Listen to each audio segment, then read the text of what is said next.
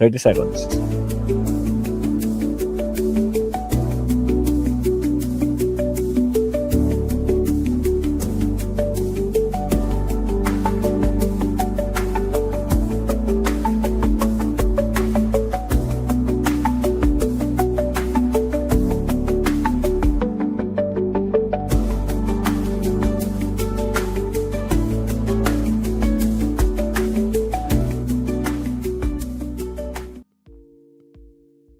Alright, mega love shout out. Good morning mga kabsat. Ito pag-usapan na naman natin itong punto diretso ni attorney mga kabsat, no. Nirespeto ni attorney Jess si Libayan, ha? Meron na namang kwento. Nagpapapansin na naman si Libayan mga kabsat. Agoy, bakit ano ba sinabi niya? Sige, pakinggan natin, wait lang ha. Magdadalawang topic tayo kay attorney Recto. Pasko na ulit. Holiday rush everywhere. Naka-payroll daw si Falsis kay Senator Risa. What? Anong proof nito ni Libayan? Really? Niresba ka ni Atty. Falsis, itong si Atty. Libayan, naka-payroll daw si Falsis kay Senator Rita Ontiveros. Really? Saan ang proof mo? Wala nang Okay, pasok. punto diretso. Ito kay Attorney Jess Falses at kay Attorney Randy Libayan. Alam nyo, ito naman kasing si Randy Libayan, hindi naman to pinapakialaman ni Jess Falses. Kaya lang ganyan naman yan si Libayan. Parang gustong makialam sa Lahat. Lahat eh. Lahat pinapakialaman. Anyway, ang sabi kasi ni Libayan, inaakusa niya o ang aligasyon niya, itong si Attorney Jess Falses ay nasa payroll. Nasa payroll ni Risa Ontiveros. Ganito ang eksaktong pagkakasabi. Kailan niya yan sinabi? Sinabi yan ni Libayan December 16. Ito, sabi niya, meron akong confirmed information na nasa payroll siya. Si Attorney Jess Falses daw ni Risa Ontiveros. Yun. Kumbaga, ngayon pa lang yan, December 16, di pa lang natatagalan.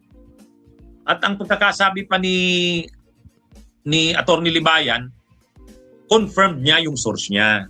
Kumpirmado ng source niya. Reliable yung source niya. At kinumpirma talaga na ito daw si Jess Falses ay nasa payroll. Nasa payroll ni Risa Ontiveros. Ngayon, syempre, medyo nasaktan si Attorney Jess Falses sa akusasyon na yan. Ang sabi niya ganito, ito yung sabi niya, December 18. Oh my, sabi niya, hindi ako informed. Dear Senate President Tito Soto and Senate Secretariat, I authorize you to release any payroll detail of Senator Risa Ontiveros insofar as it pertains to my name, if any. Kumbaga, ang hamon ni Attorney Jess Falses, okay, kung totoo yan sinasabi ni Attorney Libayan, ino-authorize niya daw ang Senate Secretariat, ang Senado, ilabas yon. Ipakita kung sino man ang mag-request nun. Basta kung totoo yan na mayroon nga siya, nasa payroll nga siya ni Senadora Risa Ontiveros, ilabas yan. Ino-authorize niya kung sino man ang gustong mag-access niyan sa Senado. Road shout out. Para patunayan talaga na hindi siya nasa payroll. Kung sino man ang gustong mag-access niyan, kahit media yan, sige, access nyo. Ino-authorize ko. Kung mayroon. Kasi, ano naman yan eh. Si Jess Falses kasi, malapit nga ito kay Risa Ontiveros. Ang hindi natin alam, bakit? Mayroon bang kandidatong napipisil si Libayan na susuportahan niya? At parang sinisiraan niya si Jess Falses, no? Saan ba? Sara ba? Sara si Libayan? Ano to? Si Jess Falses kasi, ano naman yan? Vocal naman yan ng kanyang mga pananaw, ano siya? Actually, mga kagrupo yan ni Kristan, ni Richard Hidaria, ni Christian Isguera. Doon siya, yung mga pananaw niya sa mga issues, doon siya. Kaya malapit talaga yan sa kila Risa Ontiveros. Ewan ko lang kung susuportahan niya si Risa kung tumakbong presidente sa 2024. Hindi naman kami nag-uusap niyan ni Attorney Jess Falses. Pero kakamping yan. Alam ko Lenny yan noong 2022. Pero ngayong 2028, hindi ko Grabe alam naman kung si anong ano Macarons. niya. Galit. Malamang nga, Risa Hontiveros yan. Galit si Pero Macarons. kung nakalagay siya sa payroll ni Risa, hindi ko rin alam. Hindi natin alam. Saka ano naman hindi naman yata kailangan ni Attorney Jess Falses yun. Hindi naman bayaran na si Jess Falses. Hindi naman siya bayaran. At saka kaya niya naman, abogado siya. Nagpa-practice naman siya ng profession niya. Hindi niya naman kailangang malagay sa payroll ni Risa Hontiveros. At saka, ewan ko lang, si Risa Hontiveros ba, si Senadora Risa, nagme-maintain ng mga tao sa kanyang payroll. Nagme-maintain ng payroll ng mga bibigyan niya ng ganyan. Kapus-kapus nga, ang alam ko, kapus-kapus nga ang budget ng opisina niya. Sa dami rin ng humihingi ng tulong sa kanya. Mas priority niya para yata ibigay sa mga tao yung tulong, hindi mag-maintain ng mga payroll na yan. Kasi pag sinabi mong naka-payroll, yung mga tulad ni Jess Falses na Narawan tayo. Again, sa mga bagong pasok yan, baka naman, like and subscribe tayo. may social media influencer, ilalagay mo sa payroll.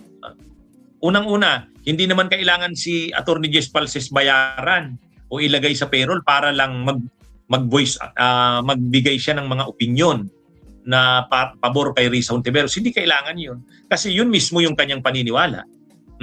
Hindi niya kailangan yun. Na bayaran siya para lang. Ang ilalagay ka sa payroll kung para ang mga sasabihin mo ay pabor kay Risa, o sige, ilalagay ka sa payroll. Pero sa pagkatao ni Attorney Jess Falses, hindi niya naman kailangan para saka kay Senadora Risa. Sa tingin ba ni Senadora Risa para si Jess Falses ay maging positive ang mga comments sa kanya, babayaran niya ito, ilalagay niya sa payroll? Hindi naman kailangan.